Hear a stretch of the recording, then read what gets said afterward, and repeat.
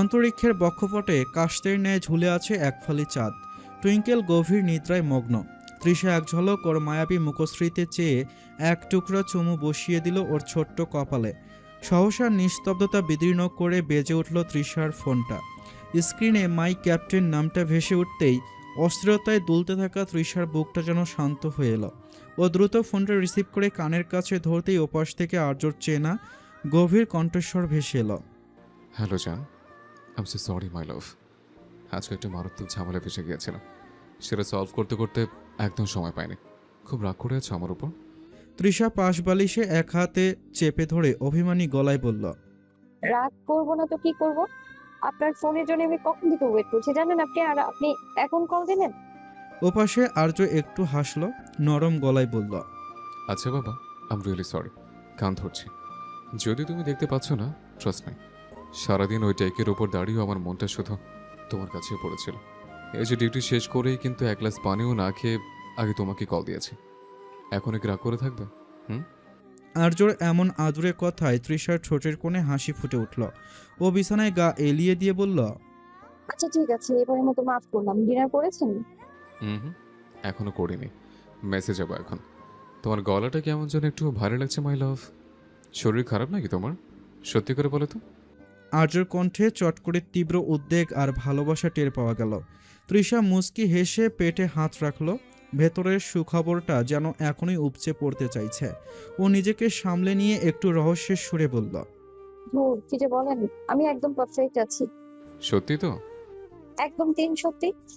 Okay, by the way, আমার মাম্মাম কি করছে? তৃষা এক ঝলক পাশে শুয়ে থাকা টুইঙ্কেলের দিকে চাইল। ওর পাশে, তবে ঘুমিয়ে আছি। ও আচ্ছা। আচ্ছা শুনুন না, জি বলুন। তৃষা খানিক আমতা আমতা করে বলল, আসলে আপনাকে একটা ভীষণ বড় গুড নিউজ দেওয়া আছে, শুনবেন? কি গুড নিউজ? তৃষা ঠোঁট কামড়ে হেসে মাথা নাড়ল, যেন আর্য ওপাশ থেকে তা দেখতে পাচ্ছে। ও চোখ দুটো বন্ধ করে বলল, উম, এত সহজে তো বলবো না। অনেক বড় নিউজ, একটু সাসপেন্স তো থাকা দরকার। আপনি জাস্ট একটু গেস করুন তো। মাই লাভ, প্লিজ এভাবে আটকে রেখো না।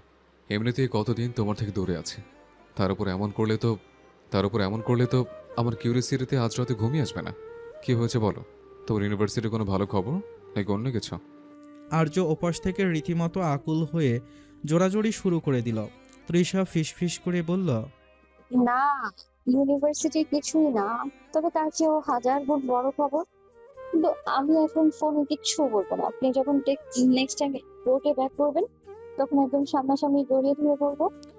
আর্য ওপাশ থেকে একটা গভীর শ্বাস ফেলে একটু নিচু মাদকতা ভরা কণ্ঠে বলল, Trisha, this is not fair. তুমি কিন্তু একজন দূর দেশে থাকা হাজব্যান্ডের উপর টর্চার করছো। এমন করলে কিন্তু আমি এখনই স্পিডবোট নিয়ে চলে আসবো তোমার কাছে। আসুন, আমি কি মানা করেছি নাকি? দেখো বউ। তৃষা থমকালো। জীবনে প্রথমবারের মতো আর্যর মুখে বউ সম্বোধনে ও স্তব্ধ নির্বাক। হৃদস্পন্দন যেন এক মুহূর্তের জন্য থমকে গিয়ে পরক্ষণে দ্বিগুণ বেগে ছুটতে লাগলো। গালের ওপর এক ঝলক তপ্ত লালিমা ছড়িয়ে পড়ল ওর। ফোনের ওপাশ থেকে আর্য হয়তো তৃষার এই নীরবতার পেছনে লাজুক মনোভাবটা টের পেল। তাই ওকে জ্বালাতে আরও মাদকতা মিশ্রিত কণ্ঠে নেশাক্ত সুরে বলল, কি হলো বোঝান, একদম চুপ মেরে গেলে যে? তৃষা বালিশে মুখ গুজে নিজের লাল হয়ে ওঠা গাল দুটো লুকানোর ব্যর্থ চেষ্টা করল। হৃৎপিণ্ডের ধকধক আওয়াজটা ও নিজেই স্পষ্ট শুনতে পাচ্ছে। ও কোনোমতে নিজেকে সামলে নিয়ে একটু জড়ানো গলায় বলল, আপনি না কত দুষ্ট হয়ে গেছেন তাই নাকি বোঝান? ক্যাপ্টেন। হুম, দেখুন এমন কেন করছেন? কেমন করছে? এভাবে কেউ ডাক শুনে? তাহলে কিভাবে শোনে মিসেস? ধুর। আর্য এবার একটু শব্দ করে হেসে উঠল। ওকে ওকে মাই লাভ, বাট একটা রিকোয়েস্ট করবো। তৃষা আনমনে বলল, করুন। I want see you once. ক্যামেরাটা অন করো। তৃষা একটু ইতস্তত করল। ঘড়িতে তখন মাঝরাত ছুঁই ছুঁই। ও মৃদু স্বরে বলল, ভিডিও কল? এখন দেখতে একদম ভূতের মতো লাগছে আমার। লাইটও তো অফ করে দিয়েছি। হুম, কোনো বাহানা শুনবো না। আমার চাঁদের আলো দেখার জন্য ঘরে লাইটের দরকার হয় না। কেমন তৃষা, ক্যামেরা অন করো, আবদ্ধ হয় না প্লিজ। আর্যর আকুলতা এড়ানো গেল না আর। তৃষা উঠে বসে আলগোছে ফোনের ভিডিও কল অপশনটা অন করলো, তবে আলো নিভিয়ে রাখলো টুইঙ্কেলের স্বস্তিদায়ক ঘুমের কথা ভেবে। স্ক্রিনে তৃষার লাজুক মুখচ্ছবি ভেসে উঠতেই আর্য চোখের পলক যেন থমকে গেল। চাঁদের আলোয় তৃষার চোখের কোণের ওই লজ্জা আর ওষ্ঠকোণের মৃদু হাসি আর্যকে এক নিমিষে মন্ত্রমুগ্ধ করে দিল। ও স্ক্রিনের দিকে অপলক চেয়ে রইল, কিন্তু পরক্ষণে আর্য তীক্ষ্ণ দৃষ্টি আবিষ্কার করলো অন্য কিছু। তৃষার পরনে রয়েছে আর্যর নেভি ব্লু কালারের শার্ট, যেটা আলগা হয়ে ওর কাঁধের একপাশ ছুঁয়ে আছে। আর্য কিঞ্চুত সরু নেত্রে তাকিয়ে ঠোঁট কামড়ে হাসল, গাঢ় কণ্ঠে বলল। এটা কিন্তু চরম অন্যায় তৃষা। তৃষা একটু অপ্রস্তুত হয়ে নিজের শার্টের কলারটা ঠিক করতে করতে বলল। কি অন্যায় করলাম? আর্য স্ক্রিনের দিকে আরও একটু ঝুঁকে এসে নিচু স্বরে বলল। অন্যায়টা হলো আমি হাজার মাইল দূরে অশান্ত সমুদ্রে একা একা ছটফট করছি। আমার বউকে আমি ছুঁতে পারছি না, অথচ আমার শার্টটা কত অবলীলায় তোমার এই নরম শরীরটাকে ছুঁয়ে যাচ্ছে। ওটা তো আমার জায়গা দখল করে বসে আছে, বোঝেন? This is not fair. আর্যর এমন সরাসরি স্বীকারোক্তিতে তৃষার পুরো শরীর জুড়ে যেন এক তীব্র শিহরণ বয়ে গেল। ও লজ্জায় আড়ষ্ট হয়ে চোখ দুটো বুজে ফেলল। লালচে আভাটা গাল বেয়ে যেন ওর কান অবধি পৌঁছে গেল। স্ক্রিনের ওপাশ থেকে বইয়ের এমন নিখাত লাজুক রূপ দেখে আর্য ঠোঁটের কোণে এক চিলতে তৃপ্তির মুচকি হাসি ফুটে উঠল। ওর চোখের চঞ্চলতা নিমিষেই এক বুক গভীর ভালোবাসার রূপ নিল। আর্য স্ক্রিনে তৃষার অবয়বটার দিকে তাকিয়ে নরম গলায় বলল। ওভাবে চোখ বন্ধ করে থেকো না মাই লাভ। বউয়ের এমন রূপে বরের হার্ট অ্যাটাকে জোগাড় হয়, বলছেন? রিয়েলি মিস ইউ জান। তৃষা আস্তে আস্তে চোখ মেলল। আর্যর চোখের ওই আকুলতা ওর মনের ভেতর গিয়ে লাগলো। ও শার্টের হাঁটাটা আঙ্গুল দিয়ে মোচড়াতে মোচড়াতে ফিস ফিস করে বলল। I miss you too captain. খুব তাড়াতাড়ি ফিরে আসুন না প্লিজ। আর্য একটা দীর্ঘশ্বাস ফেলে ঘড়ির দিকে তাকালো। মাঝরাত পেরিয়ে গেছে বেশ কিছুক্ষণ। ও আর তৃষাকে জাগিয়ে রেখে কষ্ট দিতে চাইল না। কণ্ঠস্বরে একরাশ আদর মিশিয়ে আর্য বলল। খুব জলদি আসবো বলছেন, বাট এখন অনেক রাত হয়েছে, সো নো মোর টর্চার। এবার লক্ষ্মী মেয়ের মতো ঘুমিয়ে পড়ো। Take care of your self and our princess my love. Good night my love. Trisha আলতো করে মাথা নাড়িয়ে বলল। আপনিও মেসে গিয়ে আগে ডিনারটা করে নিন প্লিজ। একদম অবহেলা করবেন না নিজের উপর। Take care captain. Good night. Good night my love, I love you. Love you too. কলটা কেটে যেতেই পুরো ঘরটায় আবারও সেই নিস্তব্ধতা নেমে এলো। তৃষা ফোনটা বুকের ওপর শক্ত করে চেপে ধরে বিছানায় শুয়ে পড়ল। আজও রেখে যাওয়া শার্টের সুবাস আর ওরই বউজান ডাকটা যেন এখনও ঘরের বাতাসে ভাসছে। তৃষা এক হাত পেটের ওপর রেখে পরম শান্তিতে চোখ দুটো বন্ধ করল। মহাকালের অবিনশ্বর রথচক্রে পিষ্ট হয়ে সময় স্রোতে নিমিষেই অতলান্ত গর্ভে তলিয়ে গেছে এক একটি দিন। নিয়তির অলক্ষ্য আবর্তনে বিদায় নিয়েছে প্রহর। আর দিনপঞ্জিকার জীর্ণ পাতা থেকে এক এক করে খসে পড়েছে দীর্ঘ ৮টা মাস। তৃষা এখন ৮ মাসের অন্তঃসত্ত্বা। ওর দেহগড়নে মাতৃত্বের চিরন্তন রূপটি আজ স্পষ্ট। পেটটা বেশ স্ফীত, পা দুটোতে এসেছে মৃদু ফোলা ভাব। অলস অপরাহ্নের নরম আলোয় দোতলার ঝুল বারান্দার আরাম কেদারা পেতে বসে বাইরের দূরসীমানার দিকে চেয়ে আছে তৃষা। পাশে রাখা ফোনটায় লুপে চলেছে মেসেঞ্জারে আসা আর্য সেই চেনা গভীর কণ্ঠস্বর ভয়েস মেসেজ। দিন কয়েক আগে তৃষা যখন আদুরে গলায় শুধিয়েছিল ও আর্যর ঠিক কি হয়, তখন আর্য জবাবে গেয়ে শুনিয়েছিল এই গানটি। तू ही है आशिकी, तू ही आवारगी, तू ही है जिंदगी, तू ही जुदा, तू इब्तिदा मेरी, तू इंतहा मेरी, तू ही मेरा जहां, तू ही जुदा, तू मेरे रूबरू हर शय में, तू ही तू पहली आरज़ू, तू ही जुदा, तू ही है आशिकी, तू ही आवारगी, तू ही है जिंदगी, तू ही जुदा। आधी है गुजर, आधा है आसमां, आधी है मंजिले, आधा जहां। तेरा हूँ जान ले, रूह मुझसे बांध ले, बाहों में थाम ले, कर दे जिंदा। हर्ष में तू, चप्पे चप्पे में तू, ख्वाहिश में तू, किसे किसे में तू, हर जिद में तू, फिक्रों जिक्रों में तू ही है आशिकी, तू ही आवारगी, तू ही है जिंदगी, तू ही जुदा। প্রতিদিন এই একাকী অলস সময়গুলোর আর্যর এই কণ্ঠটুকুই তৃষার বেঁচে থাকার পরম রসদ হয়ে ওঠে। তৃষা আনমনে উঁচু পেটটাতে হাত বুলিয়ে এক অদ্ভুত সুখের আবেশে চোখ দুটো বুঝল। মা, ও মা। আকস্মিক সেদ পড়ল নির্জনতায়। প্রতিদিনের চিরচেনা নিয়মে ফলের থালা হাতে চঞ্চল পদক্ষেপে মা ও মা করতে করতে কক্ষে প্রবেশ করল টুইঙ্কেল। এই দীর্ঘ ৮ মাসের ব্যবধানে ও যেন বেশ খানিকটা বড় হয়ে উঠেছে। চপলতাটুকু আগের মতো থাকলেও ওর স্বভাবের মাঝে এক অদ্ভুত পরিপক্কতা। সবচেয়ে বড় কথা, তৃষার প্রতি ওর যত্নের বহর এখন দেখার মতো। তৃষার ভেতরে যে আরেকটি ছোট নতুন প্রাণ বড় হচ্ছে, নিজের একটা ভাই বা বোন আসবে, এই অনাবিল খুশিতে ও সারাক্ষণ ডানাকাটা পরীর মতো তৃষার চারপাশে ঘুরঘুর করে। কখন তৃষার কোনটা লাগবে, কখন ফল খেতে হবে, একেবারে অভিজ্ঞদের মতো সব কিছু তদারকি করেও টুইঙ্কেলের ফলের থালাটা পাশে রেখে কোমরে হাত দিয়ে বেশ শাসন করার ভঙ্গিতে বলল, মা, আবার তুমি বারান্দায় এসে বসে আছো? বাতাস লাগছে তো। আর এই যে অ্যাপেল কাটনিংটা রেখে গিয়েছিলাম, একটা পিসও মুখে তোলনি কেন? This is not fair. Trisha চোখ মেলে ছোট্ট টুইঙ্কেলের পুচকে অভিভাবকত্ব দেখে হেসে ফেলল। ও টুইঙ্কেলের তুলতুলে গালটা আলতো করে টেনে দিয়ে বলল, আরে বাবা, এটা তো জাস্ট একটু ফ্রেশ হয়ে নিতে এলাম। আর তোমার এই অ্যাপল গুলো না একদম মিষ্টি না, কেমন যেন পানসে। টুইঙ্কেল অমনি চোখ কপালে তুলে বড়দের মতো মাথা নাড়ল। ও গড মা, don't make excuses. Doctor uncle কি বলেছে মনে নেই? নাও হাঁ করো তো। ও নিজের ছোট্ট হাত দিয়ে একটা আপেলের টুকরো তৃষার মুখের সামনে ধরল। তৃষা আর না করতে পারল না, বাধ্য মেয়ের মতো কামড়ে দিয়ে বলল, আচ্ছা বাবা, খাচ্ছি, কিন্তু তুমি এত কেয়ার করতে কিভাবে শিখলে বলো তো, মাই লিটল ডল? টুইঙ্কেল গর্বে বুক ফুলিয়ে চটপট জবাব দিল, I am going to be a big sister মা, সো রেসপন্সিবিলিটি তো আমারই, তাই না? মেয়ের মুখে দায়িত্বের কথা শুনে তৃষার মনের ভেতরটা আবারও এক অজানা ভালোবাসায় ভরে উঠল। ও টুইঙ্কেলকে টেনে নিজের বুকের কাছে জড়িয়ে ওর ছোট্ট কপালে চুমু এঁকে বলল, প্রিন্সেস তোমারই, কিন্তু এই দায়িত্বের চক্করে মা যে তার প্রিন্সেসটাকে কাছে পাচ্ছে না, তাকে খেয়াল করেছো? হামিদা বেগমরা বিশেষ একটি পারিবারিক প্রয়োজনে দিন কয়েক হলো গ্রামে গিয়েছেন।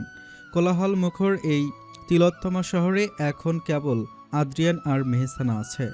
তবে আজকের সকালটা যেন কোনো এক অলক্ষ্য নিয়মে ভীষণ এলোমেলো কাটছিল।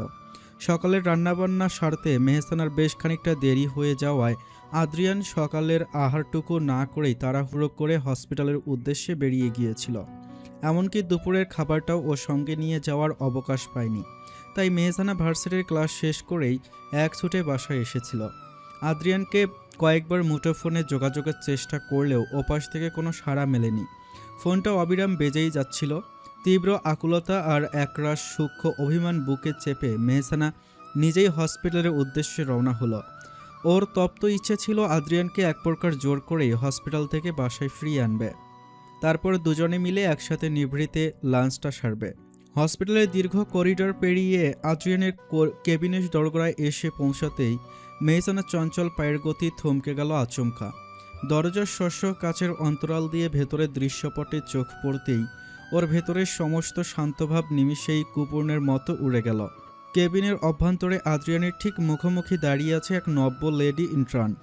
মেয়েটি কেবল আদ্রিয়ানের সাথে পেশাগত কথাই বলছে না, বরং বেশ আঠার মতো লেপ্টে থাকার ভঙ্গিতে সুযোগ বুঝে ওর গায়ের ওপর ঢলে পড়ার চেষ্টা করছে। কথার ছলে তার চপল হাসির ছটা আর আদ্রিয়ানের সাথে এমন গা ঘেঁষাঘেঁষির দৃশ্য দেখে মেহসানার মাথার প্রতিটি রগ চট করে অগ্নিশর্মা হয়ে উঠল। বুকের গহীনে এক তীব্র ঈর্ষার দাবানল জ্বলে উঠল ওর। ও আর এক মুহূর্ত আর সেখানে স্থির দাঁড়িয়ে থাকতে পারল না। উল্টো পায়ে করিডর ধরে হনহন করে বেরিয়ে আসতে চাইল। ওর হরিণ চোখ দুটো তখন চরম ক্ষোভ আর অভিমানে টলমল করছে। ঠিক তখনই কেবিনের পাল্লা খোলার শব্দ হলো। মেহসানাকে তপ্ত পায়ে চলে যেতে দেখে আদ্রিয়ান ঝড়ের বেগে পরিস্থিতি আঁচ করতে পারল। ও দ্রুত ওই ইন্টার্ন মেয়েটিকে ওখানেই থামিয়ে দিয়ে নিজের সমস্ত গাম্ভীর্য বিসর্জন দিয়ে মেহসানার পিছে পিছে ছুটে এলো। করিডোরের মাঝখানের উন্মুক্ত জায়গায় মেহসানের নরম হাতটা খপ করে চেপে ধরে ও এক প্রকার সজোরে টেনে নিজের দিকে ঘোরালো। কিছুটা হাঁপাতে হাঁপাতে ব্যাকুল কণ্ঠে বলল, মিহু, লিসেন টু মি। তুমি যেরকম ভাবছো ব্যাপারটা মোটেও সেরকম নয়। She was just asking about a patient case. Please এভাবে রিয়াক্ট করো না।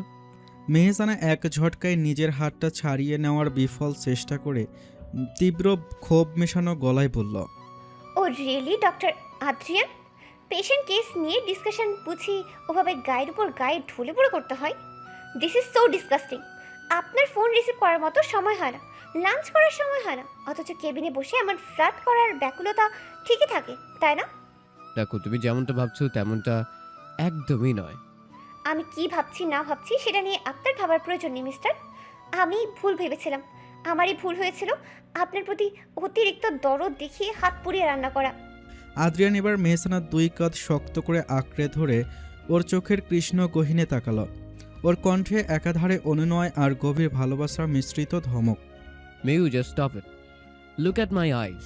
তুমি খুব ভালো করেই জানো আমার এই লাইফে তুমি ছাড়া অন্য কোনো মেয়ের কোনো এক্সিস্টেন্স নেই। আই এম সো সরি যে আমি ফোনটা খেয়াল করতে পারিনি, এটা সাইলেন্ট ছিল। But please don't misunderstand me. আদ্রিয়ানের বলিষ্ঠ শক্ত বন্ধন হতে নিজেকে মুক্ত করার প্রয়াসে ছটফট করতে লাগলো। ডাগর নেত্র কার্নিশ বেয়ে টুপটাপ গড়িয়ে পড়ল দুফোঁটা অশ্রুকণা। সন্তপর্ণে সেটি লুকিয়ে ভেজা কণ্ঠে ও বলল, হাত ছাড়ুন, জাস্ট লিভ মি অ্যালোন। কোনো অধিকার নেই আপনার আমার উপর এভাবে জোর খাটানোর। আদ্রিয়ান বাঁধন আরও কিছুটা শক্ত করে থমথমে গলায় বলল, অধিকার নেই মানে? Mehu, I am your husband. Husband? Oh really? Mehsana একটা তিক্ত তাচ্ছিল্যর হাসি হাসল। সেই হাসিতে কোনো আনন্দ ছিল না, ছিল কেবল বুক ফাটা আর্তনাদ।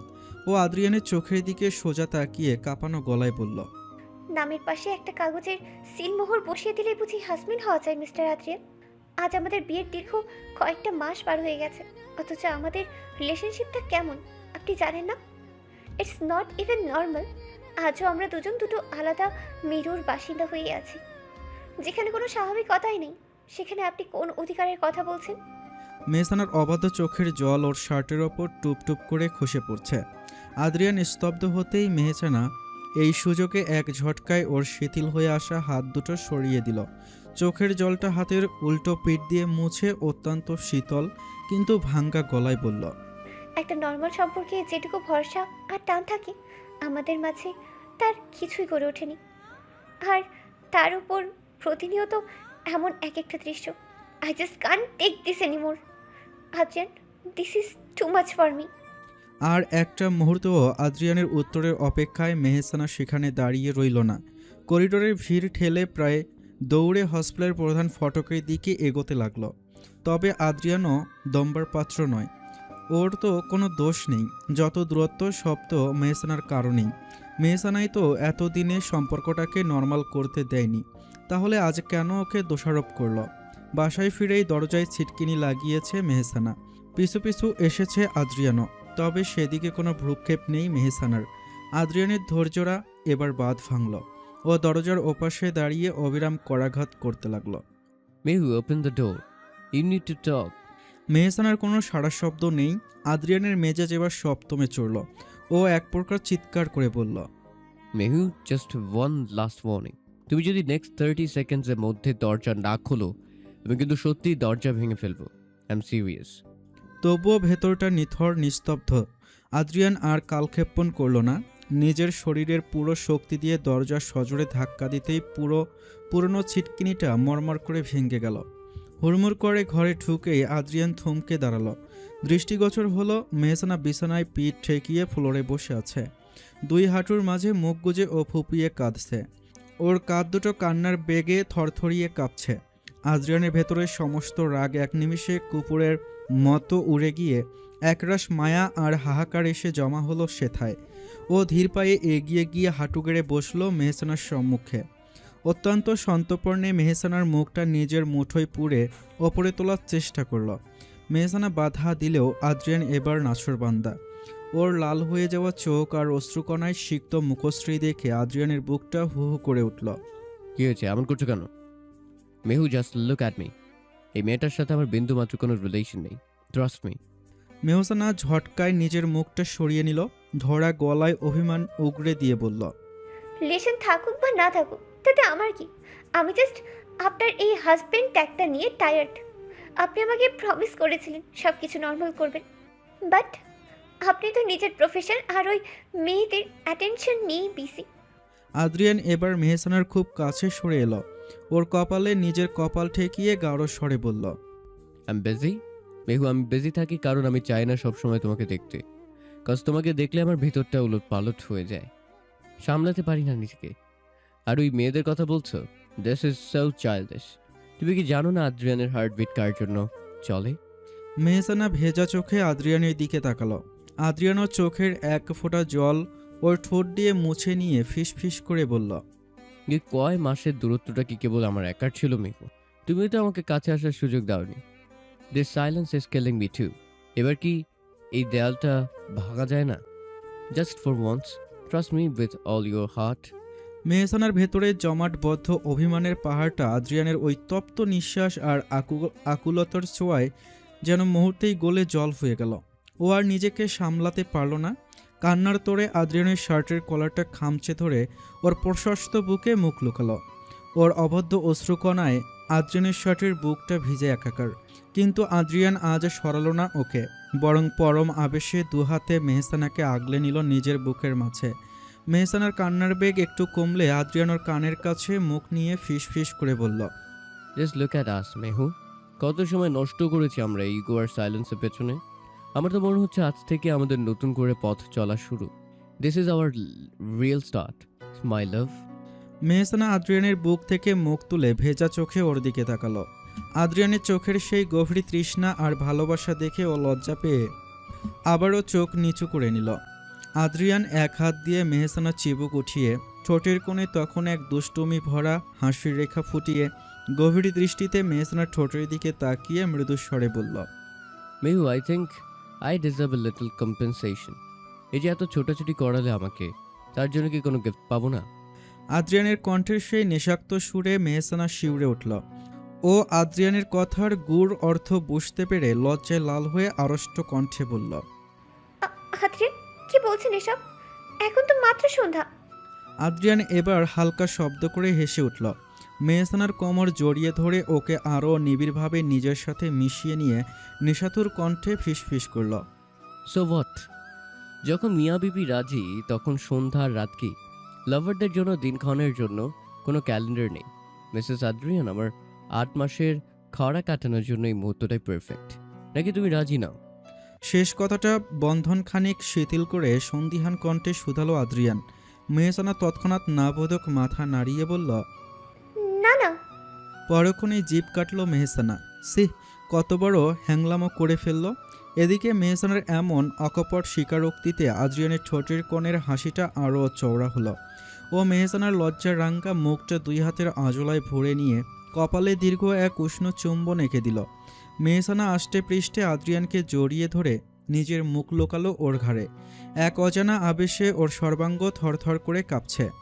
আদ্রিয়ান মেহসানাকে পাজাকোলা করে কোলে তুলে নিয়ে ধীর পায়ে বিছানার দিকে এগিয়ে গেল। নরম শয্যায় ওকে শুইয়ে দিয়ে আদ্রিয়ান নিজেও ওর খুব কাছে নেমে এলো। ঘরের আবছা আলোয় মেহসানার কাজল ধোয়া চোখ আর ওষ্ঠের কম্পন আদ্রিয়ানকে এক আদিম নেশায় আচ্ছন্ন করে ফেলল। ও মেহসানার কানের লতিতে ঠোঁট ছুঁয়ে ফিসফিস করে বলল, আরে বউ, লজ্জা পাও কেন? আমরাই তো। আদ্রিয়ানের এমন সোজাসাপটা আর রসিকতাপূর্ণ মন্তব্যে মেহসানা যেন লজ্জায় আরও কুকড়িয়ে গেল। ও দুই হাত দিয়ে নিজের মুখ ঢেকে ফিসফিস করে বলল, আদ্রিয়ান প্লিজ এভাবে বলবেন না, আমার কেমন যেন লাগছে। আদ্রিয়ান মেহসানার হাত দুটো আলতো করে সরিয়ে দিল। ওর চোখে তখন এক নিবিড় তৃষ্ণা, কিন্তু মেহসানার জড়তাটুকু দেখে ও মৃদু হাসল। মেহসানার চিবুকটা উঁচু করে ধরে ও বেশ আদুরে গলায় বলল, কেমন লাগছে মেরি জান? মেহসানা আদ্রিয়ানের বুকে লোমশ অংশে আঙ্গুল বুলাতে বুলাতে কাঁপানো গলায় বলল, আপনি বড্ড বেশি কথা বলেন Adrian, just shut up. Adrian এবার আর কথা বাড়ালো না। মেহসানার লজ্জারাঙ্গা ওষ্ঠের খুব কাছে নিজের মুখটা নিয়ে এসে নিচু স্বরে বলল, ওকে মিসেস আদ্রিয়ান, কথা না হয় বন্ধই করে দিলাম। এবার শুধু ভালোবাসার ভাষা চলুক। আদ্রিয়ানের তপ্ত নিঃশ্বাস মেহসানার ঠোঁটে আশ্রে পড়তেই ও অজান্তেই চোখ দুটো বুজে ফেলল। আদ্রিয়ান অত্যন্ত সাবধানে মেহসানের শাড়ির আঁচলটা একটু সরিয়ে ওর কাঁধে এক দীর্ঘ উষ্ণ পরশ এঁকে দিল। মেহসানা শিউরে উঠে আদ্রিয়ানকে আরও শক্ত করে জাপটে ধরল। ঘরের এক কোণে জ্বলতে থাকা সেই নিস্তেজ আলোটা যেন ওদের এই দীর্ঘ প্রতীক্ষিত প্রেমের সাক্ষী হয়ে রইল।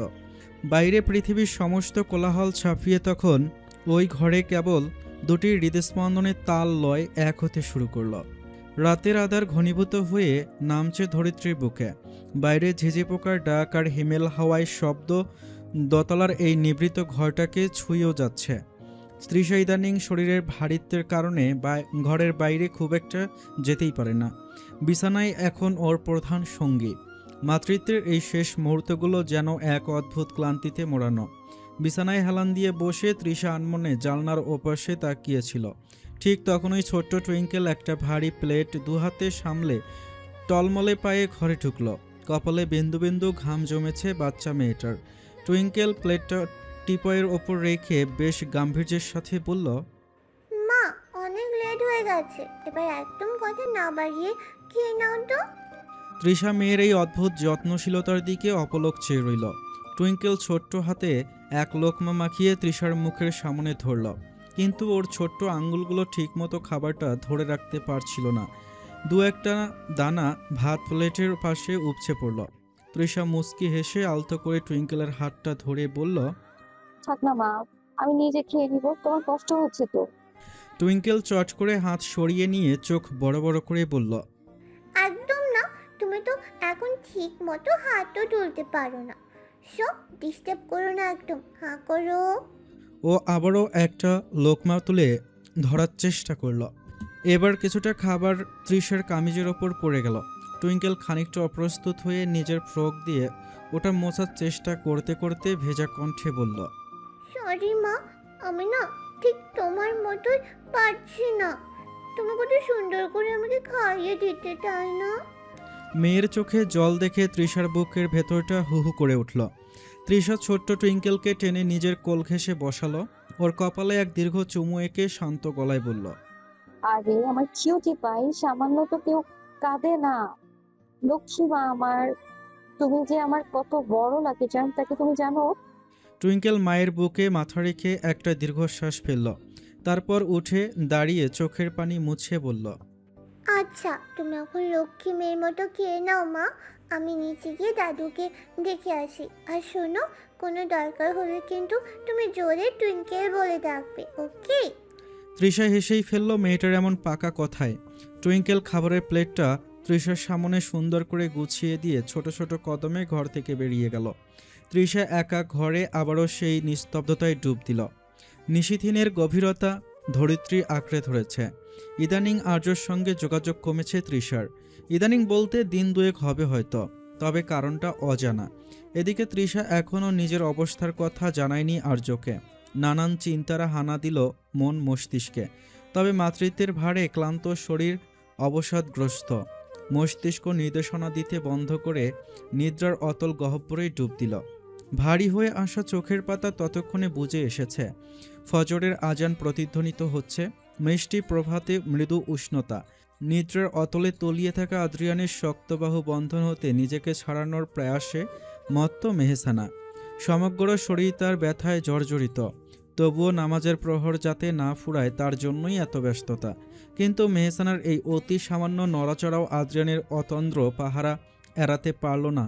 আদ্রিয়ান ঘুমন্ত অবস্থাতেই বাঁধন আরও শক্ত করে নিজের দিকে টেনে নিল। চোখ পিটপিট করে তাকাতেই ওর দৃষ্টিতে একরাশ দুষ্টমি আর প্রশান্তি ঝিলিক দিয়ে উঠল। আদ্রিয়ান ভারী গলায় আধবোজা চোখে শুধাল, কি হচ্ছে অ্যাংরি বার্ড? এত ছটফট করছো কেন? আরো কিছুক্ষণ ঘুমোতে দাও না। কাল রাত থেকেই আদ্রিয়ান মেহসানাকে এই নামে সম্বোধন করছে। প্রথমে বিরক্ত লাগলেও বারবার শুনতে শুনতে যেন অভ্যস্ত হয়েছে ও। আদ্রিয়ানের কপালে জমা অবাধ্য চুলগুলো সরিয়ে দিয়ে কোমল স্বরে মেহসানা বলল, আজান হয়ে গেছে মিস্টার, এখন তো উঠতে হবে, নামাজ পড়বো না, প্লিজ হাতটা ছাড়ুন। আদ্রিয়ান এবার একটা দীর্ঘশ্বাস ফেলে মেহসানার আরও গভীরে মুখ লুকালো। এক অদ্ভুত ঘরে আদ্রিয়ান ফিস ফিস করে বলল, নামাজ তো তুমি পড়বেই, কিন্তু এই মুহূর্তে তোমার এই উষ্ণতা ছেড়ে উঠতে মন চাইছে না। 9টা মাস তো উপোস রেখেছ আমার, আজ একটু কি বাড়তি ছাড় দেওয়া যায় না? মেহসানা লজ্জা পেয়ে আদ্রিয়ানের বুকে ছোট করে একটা কিল বসালো। আদ্রিয়ান এবার মৃদু হেসে ওর বাঁধন কিছুটা শিথিল করলো। মেহসানা বিছানা ছেড়ে ওঠার জন্য গা ঝাড়া দিতেই হঠাৎ থমকে গেল। এক চরম বিস্ময় আর লজ্জায় ওর সারা শরীরে পাথরের মতো স্থির হয়ে গেল। ও খেয়াল করলো ও একা নয়, ও মূলত আদ্রিয়ানের বড়সড় শার্টের ভেতরেই ঢুকে আছে। গত রাতের সেই অগোছালো মুহূর্তগুলো কখন যে ওর জামা কাপড় অবহেলায় মেঝের এক কোণে আশ্রয় নিয়েছে তার ইয়াত্তা নেই। এখন আদ্রিয়ানের সাথে প্রায় একাত্ম হয়ে বুকের উষ্ণতায় ছিটিয়ে আছে ও। লজ্জায় মেহসানের মুখ দিয়ে কোনো কথা সরল না। ও পুনরায় ঝটপট আদ্রিয়ানের গায়ের সাথে সেটে গেল, যেন এই মুহূর্তে আদ্রিয়ানের বুকটাই ওর দুনিয়ার শ্রেষ্ঠ নিরাপদ আশ্রয়। মেহসানার এই আকস্মিক কুকড়ে যাওয়া দেখে আদ্রিয়ান পরিস্থিতির গুরুত্ব বুঝতে পারল। ওর ঠোঁটের কোণে এক চিলতে হাসি ফুটে উঠল। আদ্রিয়ান মেহসানার চুলে আঙ্গুল বুলাতে বুলাতে নিচু স্বরে বলল, কি হলো? এখন আবার আমায় এত শক্ত করে জাপটে ধরলে যে? নামাজ পড়ার তাড়াহুড়ো কি তবে শেষ হয়ে গেল মিসেস আদ্রিয়ান? মেহসানা আদ্রিয়ানের ঘাড়ের কাছে মুখ গুজে ফিস করে বলল, আপনি খুব বাজে মিস্টার। নিচে তাকান একবার, আমার জামা কাপড়, আমি কিভাবে উঠবো এখন? আদ্রিয়ান এবার মেহসানাকে পাজাকোলা করে তুলে নিল। ওর কাজল ধোয়া ভেজা চোখে চোখ রেখে অত্যন্ত মায়াভরা অধিকার নিয়ে বলল, তোমায় আর ভাবতে হবে না, চলো আজ না হয় দুজনে মিলেই পবিত্র হয়ে নিই। একসাথে নামাজ পড়ে আমাদের এই নতুন জীবনের জন্য দোয়া করব। মেহসানা আর কোনো প্রতিবাদ করল না, চুপ করে ঘাপটি মেরে পড়ে রইল আদ্রিয়ানের বলিষ্ঠ বাহুবন্ধনে। প্রভাতে স্নিগ্ধ কিরণ মুখমণ্ডলে আশ্রে পড়তেই দীর্ঘ পল্লব দুটো কেঁপে উঠল তৃষার। তন্দ্রাচ্ছন্ন আবেশে ও যখন চোখ দুটো পিটপিট করে মেলল, এক অদ্ভুত ভালো লাগায় ছেয়ে গেল মনটা। কিন্তু সেই সোনালি আলোকছটটা মুহূর্তেই যেন কোনো এক অশরীরী ছায়ায় ঢেকে গেল। তৃষা আবছা দৃষ্টিতে তাকিয়ে দেখল জানালার ধারে এক দীর্ঘদেহী পুরুষ অবয়ব দাঁড়িয়ে আছে। বাইরের রৌদ্র ছটার বিপরীতে মুখটা স্পষ্ট দেখা না গেলেও সেই অতি পরিচিত কাঠামো চিনতে তৃষার মস্তিষ্কের এক সেকেন্ডও সময় লাগলো না। তৃষা ধরফড়িয়ে উঠে বসল। হৃৎপিণ্ডের ধুকপুকানো কণ্ঠনালীতে এসে বিচ্ছে। ও কি স্বপ্ন দেখছে, নাকি দীর্ঘ প্রতীক্ষার অবসাদে ওর মস্তিষ্ক আজ বিভ্রম তৈরি করেছে? তৃষাকে অস্থির হতে দেখে সেই ছায়ামূর্তি ধীর কদমে এগিয়ে এলো।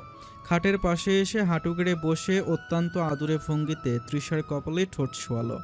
সেই চেনা স্পর্শ, সেই চেনা গায়ের ঘ্রাণ। তৃষার সারা শরীর এক লহমায় জমে বরফ হয়ে গেল। তৃষা এক দৃষ্টে তাকিয়ে থেকে অস্ফুট স্বরে কেবল একটি শব্দই উচ্চারণ করতে পারল, ক্যাপ্টেন।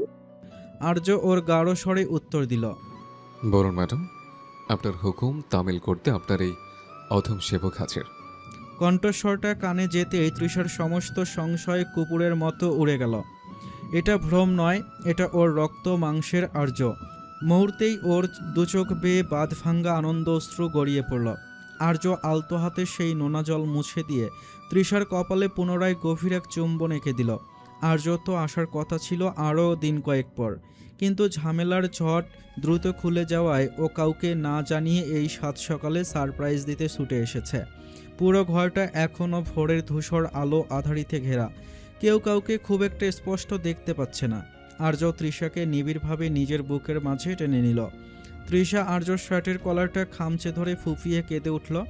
আর্য ওর চুলে বিলি কাটতে কাটতে বলল, সরি বলছেন, অনেক অপেক্ষা করিয়েছে না? তৃষা কোনোমতে নিজেকে সামলে নিয়ে উঠে বসল। আর্যর মুখটা ভালো করে দেখার নেশায় তৃষা পাশ থেকে বেড সাইড ল্যাম্পটা জ্বালিয়ে দিল। হলদেটে আলোয় আর্য তৃষার দিকে তাকাতেই ওর চোখের মণি দুটো গভীর বিস্ময়ে স্থির হয়ে গেল। তৃষার দেহগড়নের সেই অমূল্য পরিবর্তন, মাতৃত্বের সেই পূর্ণতা আর্য চোখ এড়াল না। আর্য চমকে উঠে অবধের মতো প্রশ্ন করল, তৃষা, এ কি, তোমার কি হয়েছে? শরীর এমন? তৃষা আর্যর বিস্ময় ভরা মুখ দেখে মুচকি হাসল। আর্যর হাতটা আলতো করে নিজের উঁচু পেটের ওপর রাখল। আর্যর হাতের তালুতে যেন এক নতুন প্রাণের স্পন্দন মৃদু আঘাত করল। তৃষা ওর চোখের দিকে তাকিয়ে পরম তৃপ্তিতে ফিসফিস করে বলল, আপনি পুনরায় বাবা হতে চলেছেন ক্যাপ্টেন। আমাদের ছোট্ট ট্রিঙ্কেলের আরেকটা ভাই বোন আসতে চলেছে এই পৃথিবীতে। আর্য মুহূর্তের জন্য বাকরুদ্ধ হয়ে গেল। মেরুদণ্ড বেয়ে নেমে গেল একরাশ অদ্ভুত শিহরণের ঝর্ণা। আর্যর হাতটা বেশ গতিতে কম্পিত।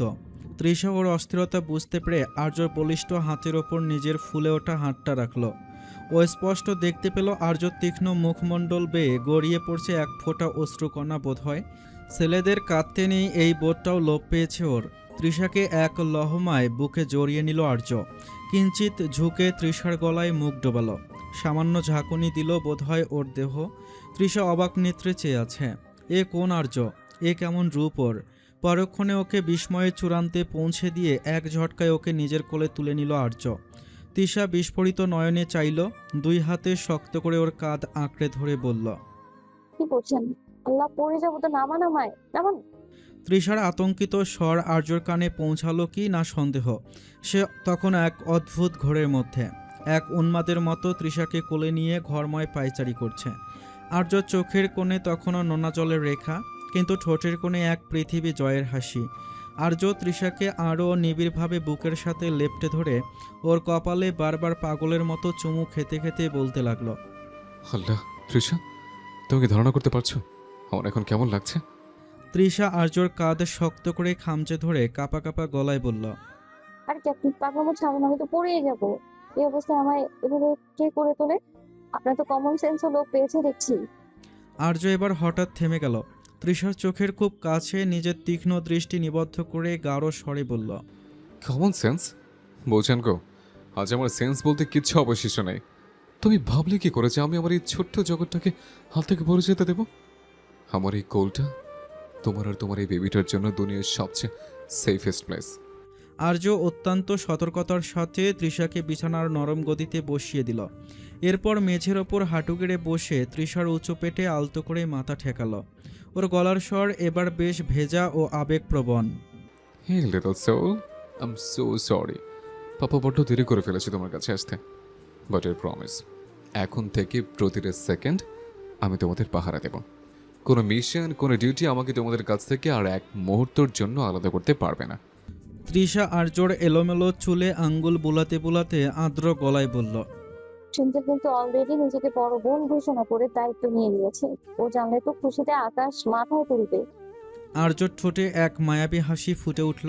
আর্য তৃষার হাতের তালুতে গভীর এক চুমু খেয়ে বলল, so I have a competitor already.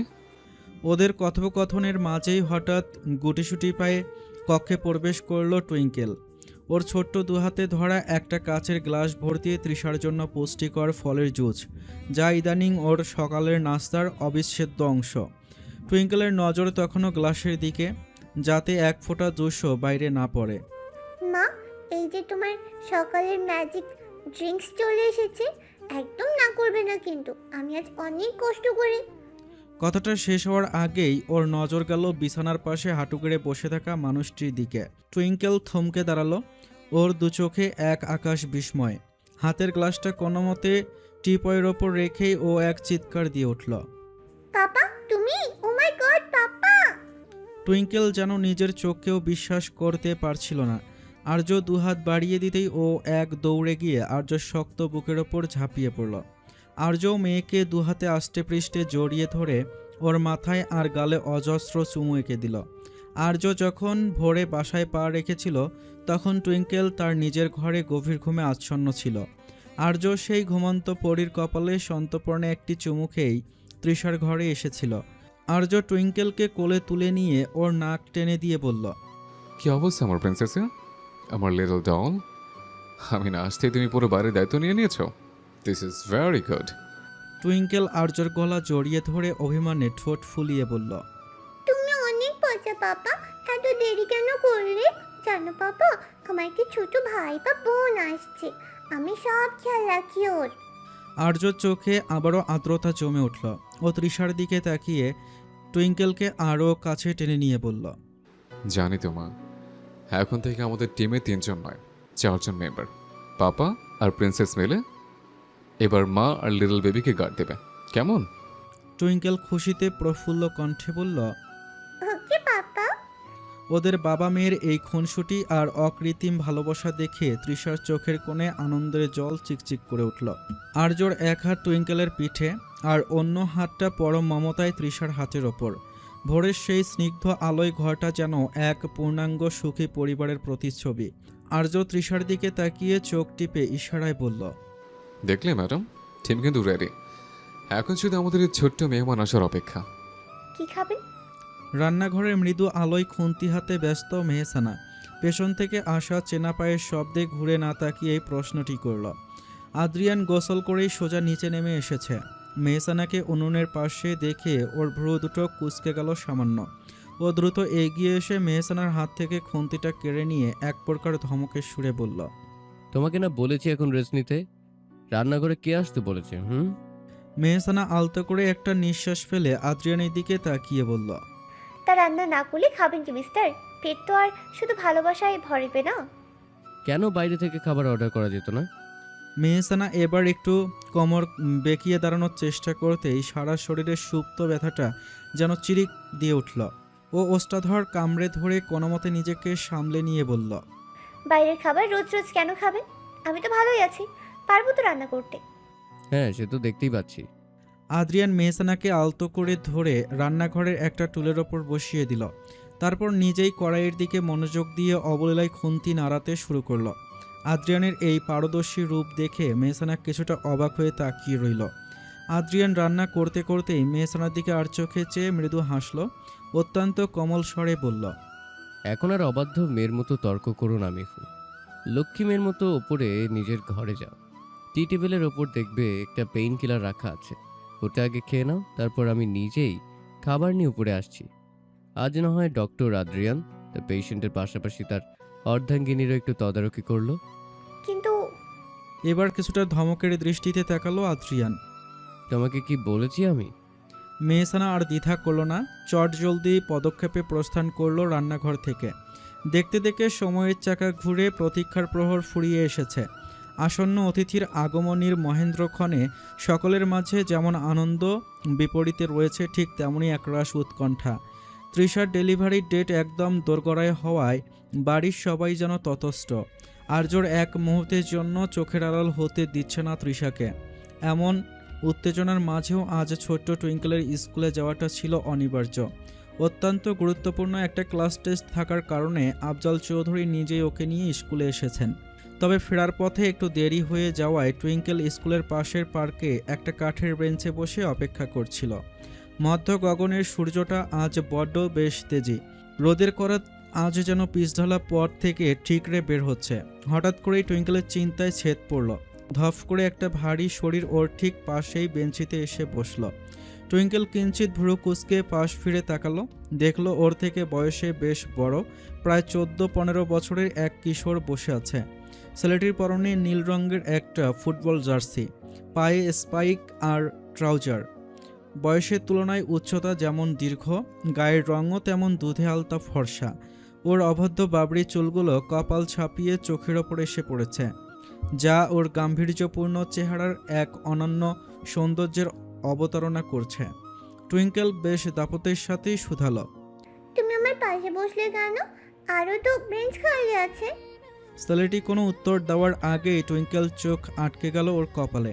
সেখান থেকে টাটকা রক্ত গড়িয়ে পড়ছে। ছোট্ট টুইঙ্কেল আঁতকে উঠে ওর ছোট্ট হাত দুটো দিয়ে ছেলেটার কপাল আঁকড়ে ধরার চেষ্টা করলো। ব্যাকুল কণ্ঠে শুধালো, ও গড, তোমার কি হয়েছে? রক্ত পড়ছে কেন এভাবে? ছেলেটি প্রথমে একটু বিরক্ত হয়ে হাতটা ঝাটকা দিয়ে সরিয়ে দিতে চাইল, কিন্তু সম্মুখে বসে থাকা ছোট্ট মেয়েটির নীলাভ দৃষ্টিতে স্পষ্ট উদ্বেগ দেখে ও থমকে গেল। এক দৃষ্টে টুইঙ্কেলের পুতুল সম মুখের দিকে তাকিয়ে থেকে গম্ভীর স্বরে বলল, ফুটবল খেলতে গিয়ে পড়ে গিয়েছিলাম, ইটস ওকে। টুইঙ্কেল এবার বড়দের মতো শাসন করার ভঙ্গিতে মাথা নাড়ল। একটু ওকে না, এভাবে কেউ খেলা করে? জানো আমার মা কি বলে? সবসময় সাবধানে থাকতে হয়। কপালটা ফেটে গেছে তোমার, কষ্ট হবে না? ছেলেটি অবাক হয়ে এই পুচকে মেয়েটির পাকনা পাকনা কথাগুলো শুনছিল। ঠিক তখনই রাস্তার ওপাশে একটা বেল বাজানোর শব্দ হলো। টুইঙ্কেল হুট করে কথা থামিয়ে সেদিকে তাকালো। একটা রঙিন আইসক্রিমের ভ্যান ধীরলয়ে রাস্তা পেরিয়ে যাচ্ছে। টুইঙ্কেলের ডাগর ডাগর চোখ দুটো ওই ভ্যানটার ওপর স্থির হয়ে গেল। এক মুহূর্তের জন্য ওর সব গাম্ভীর্য ভুলে ও বেশ তৃষ্ণার্ত চোখে তাকিয়ে রইল। সেটি লক্ষ্য করলো মেয়েটির দৃষ্টির পরিবর্তন। ও সিট থেকে উঠে দাঁড়িয়ে পকেটে হাত দিল। অত্যন্ত ধীরস্থির কণ্ঠে টুইঙ্কেলকে জিজ্ঞেস করলো, তুমি আইসক্রিম খাবে? টুইঙ্কেল ওর দিকে ফিরে তাকালো, তারপর ঠোঁট উল্টে করুণ স্বরে বলল, খেতে তো খুব ইচ্ছে করছে, কিন্তু আমার কাছে তো টাকা নেই, আর দাদু ভাই এখনো আসছে না। সুদর্শন সেই কিশোরটি এবার মৃদু হাসল, যা ওর গভীর মুখে একদম বিরল। ও কোনো কথা না বলে গটগট করে ভ্যানটির দিকে এগিয়ে গেল। কিছুক্ষণ পর হাতে একটা স্ট্রবেরি আইসক্রিম নিয়ে ফিরে এলো। আইসক্রিমটা টুইঙ্কেলের দিকে বাড়িয়ে দিয়ে বলল, নাও খাও। শোনো, ছোটদের কাছে টাকা থাকতে হয় না, পকেটে টাকা না থাকলেও আইসক্রিম খাওয়া যায়, যদি পাশের জন বলো হয়। টুইঙ্কেল একগাল হাসি দিয়ে আইসক্রিমটা হাতে নিল। আইসক্রিম ওর বড্ড প্রিয় কিনা পরক্ষণে ওর মনে পড়ে গেল পারিবারিক নিষেধাজ্ঞা।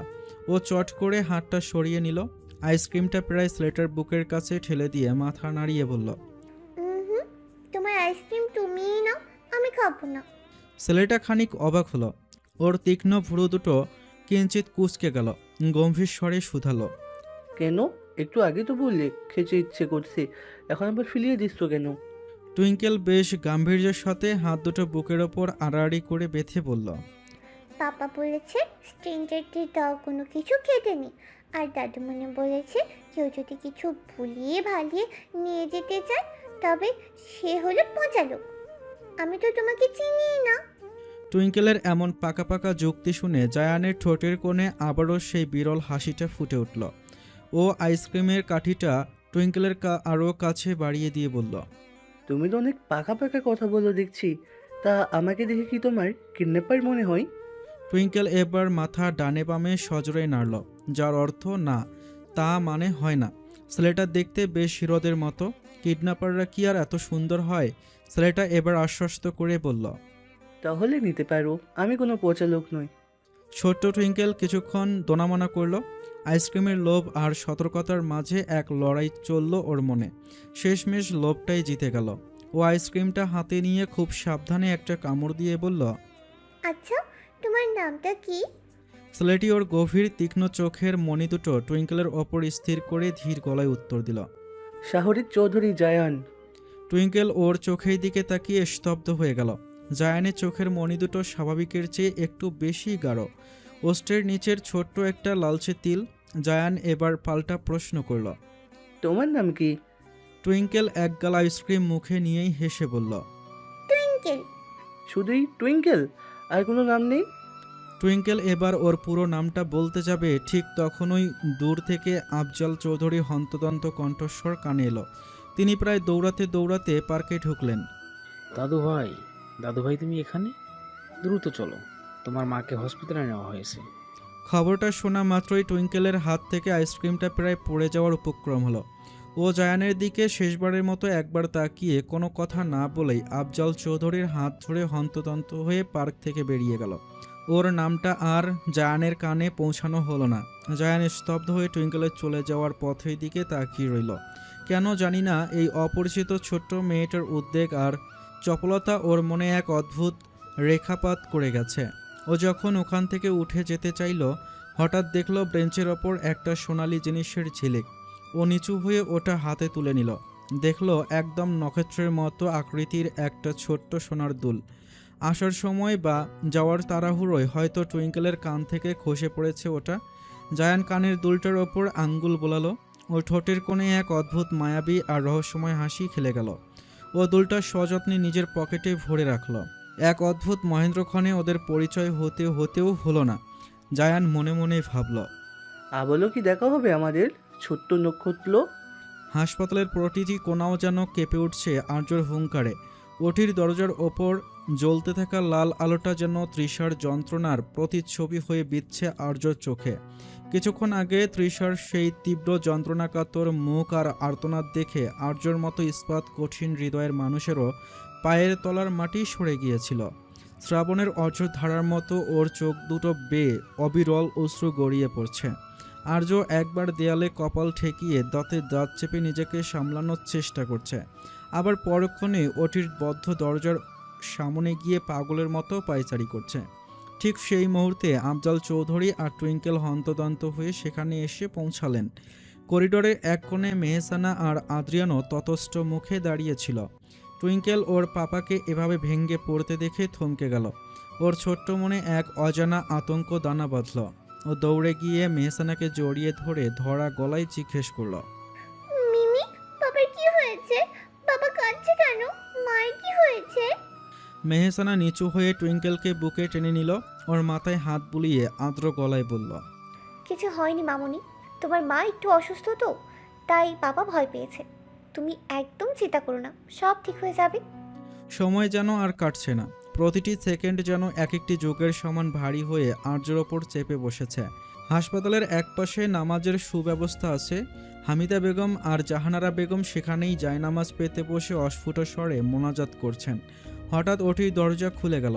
একজন নার্স দ্রুত পদে বেরিয়ে এসে উচ্চ স্বরে ডাকলেন, তৃষা নেওয়াজের ফ্যামিলি, আপনারা কি আছেন এখানে?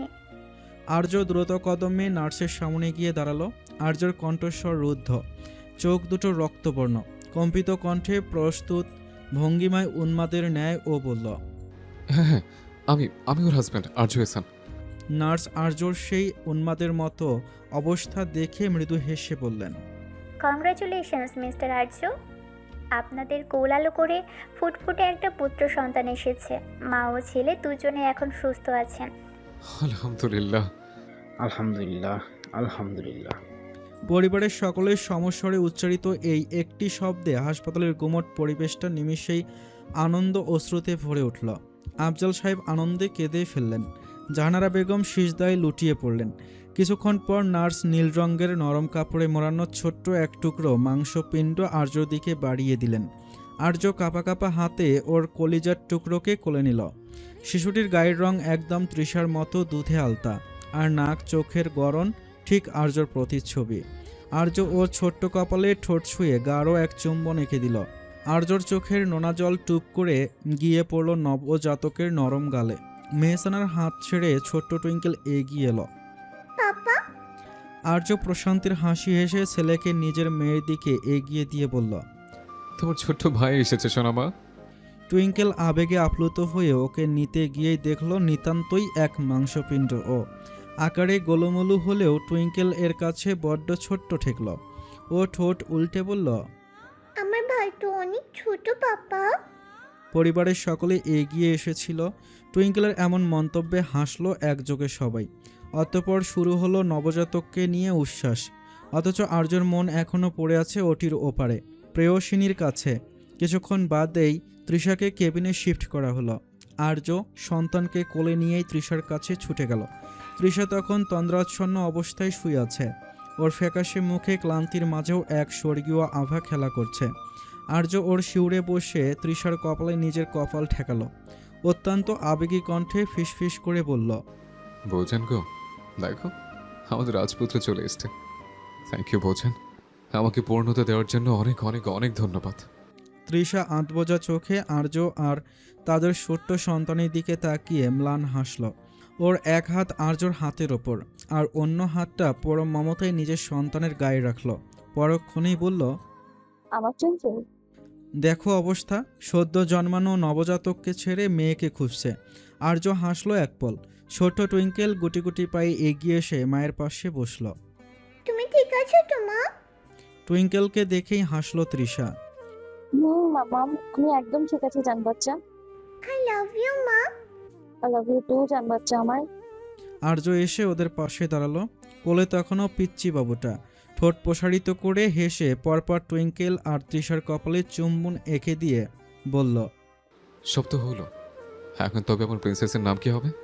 তৃষা হাসলো, টুইঙ্কেলের দিকে চেয়ে বলল, টুইঙ্কেলের ভাই টমেটো হোক তাহলে। হাসির রোল পড়ল কেবিনে। আর্য বলল, আমি আমার ছেলের নাম কিন্তু ঠিক করিয়ে রেখেছি। তৃষা জিজ্ঞাসু দৃষ্টিতে তাকালো, ভ্রু নাচিয়ে শুধালো, কি নাম? আর্য ছেলের মুখের দিকে তাকিয়ে হেসে বলল, শ্রেয়ান।